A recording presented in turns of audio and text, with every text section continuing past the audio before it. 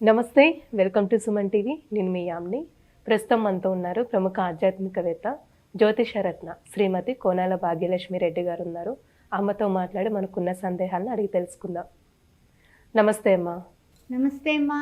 అమ్మ, మీరు ప్రతి నెల అయితే 12 రాశుల గురించి తెలియచేస్తారు, వాళ్ళకి సంబంధించిన పరిహారం కూడా తెలియచేస్తారు. కాబట్టి ఈ ఆగస్టు నెలలో అసలు ఏ విధంగా ఉంటుందమ్మా? ఆగస్టు నెల అంటేనే శ్రావణ మాసం. శ్రావణ మాసంలో ఏ విధంగా ఉంటుంది? ద్వాదశ రాశుల వారికి చాలా ఆనందంగా వాళ్ళకి జరిగేటటువంటి శుభ పరిణామాల గురించి మనం ద్వాదశ రాశుల వారికి చెప్పుకుందాం. మాస ఫలాలు కార్యక్రమానికి స్వాగతం, సుస్వాగతం. అయితే ద్వాదశ రాశుల వారికి ఏ విధంగా ఉంది? గ్రహాల యొక్క స్థితిగతుల్లో మార్పులు చేర్పులు తెలుసుకుందాం. మరి చూసినట్లయితే మనకి 5వ తారీఖున బుధుడు వక్రగతిన వెళ్తున్నాడు. ఆ తర్వాత మనకి చూసినట్లయితే రవి సంక్రమణం సింహరాశిలోకి 16వ తారీఖున జరుగుతుంది యథావిధిగా. తర్వాత శుక్రుడు చూస్తేనేమో 24న కన్యారాశిలోకి, కుజుడు చూస్తే 27వ తారీఖున మిథునంలోకి కూడా ప్రయాణం చేయబోతున్నారు. ఈ మాసంలో అంటే ఈ శ్రావణ మాసంలో ముఖ్యంగా 1/8/2024 నుంచి 31/8/2024 వరకు ఈ యొక్క మాస ఫలాలు కార్యక్రమంలో ఇవి విశేషాలు ఏ విధంగా ఉండబోతున్నాయి ద్వాదశ రాశుల వారికి అనే విషయాల్ని చాలా చక్కగా మనము అందరికీ కూడా తెలుసుకుని అందరికీ చెప్పుకుందాం. అమ్మ, ఇప్పుడు ఆగస్టు నెలలో అసలు కర్కాటక రాశి వారికి ఏ విధంగా ఉంటుంది? పరిహారం ఏంటమ్మా వీళ్ళకి?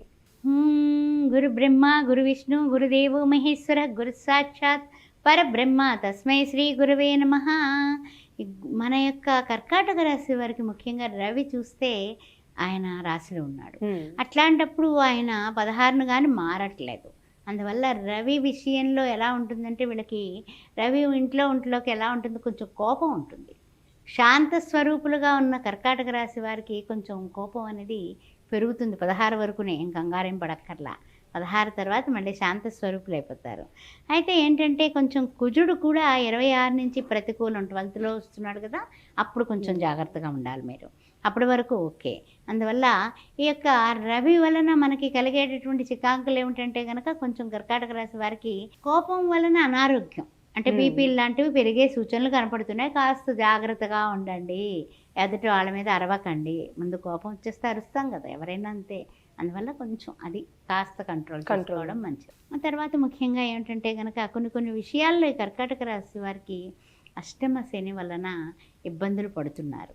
ఈ శని వక్రగతిన ఉన్నప్పటికీ కూడా అష్టమ శని వలన ఇబ్బందులు పడుతున్నారు.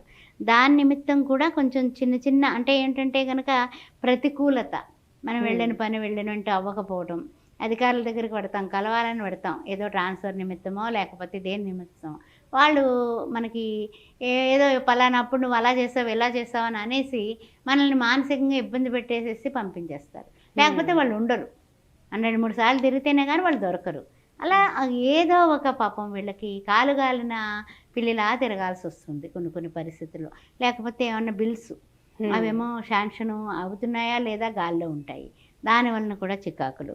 అంటే ఏంటంటే కనుక ప్రతికూలత ఉంటుంది, బిజీగాను ఉంటారు. అంటే ఏదో చూడండి రూపాయి దమ్మిడి ఆదాయం లేదు అని ఏదో అంటూ ఉంటారు శాస్త్రం.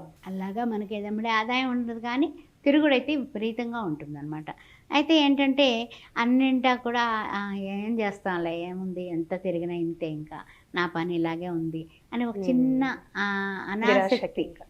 అనాశక్తి అంటే ఏంటంటే నేను ఎంత శక్తివంతుడిని అయినప్పటికీ కూడా నాకు ఆసక్తి లేకపోవడం, చూద్దాంలే తర్వాత అన్న కొంచెం అంటే ఏమిటంటే చెప్పాలంటే ఒక మీమాంసలో ఉంటారు.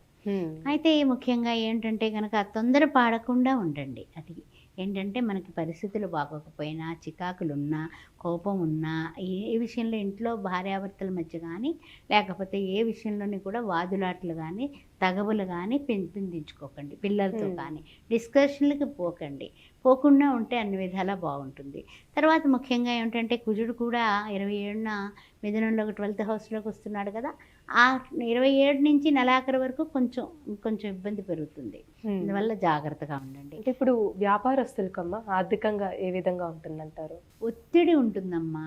ఉద్యోగంలో కానీ వ్యాపారంలో కానీ వృత్తుల్లో కానీ కొంచెం ఒత్తిడి పెరుగుతుంది. అంటే ఆదాయం ఉంటుంది, కానీ దానికి సరిపడా 2-3 ఎత్తుల ఒత్తిడి తీసుకుంటారు, టెన్షన్స్ తీసుకుంటారు. వాడెవడో 10 రూపాయది పావులాకి ఇచ్చేస్తున్నాడు డిస్కౌంట్ అన్నాడు, మరి మనం ఏం చేయాలి అని ఆలోచన ఒత్తిడే కదా, టెన్షనే అవును. కదా. మరి ఏ రకంగా మన వస్తువుల్ని ఎలా మనము బయటికి అడ్వర్టైజ్ చేయాలనేది టెన్షనే కదా. అలాంటి ఒత్తిళ్ళు అయితే బాగుంటాయి.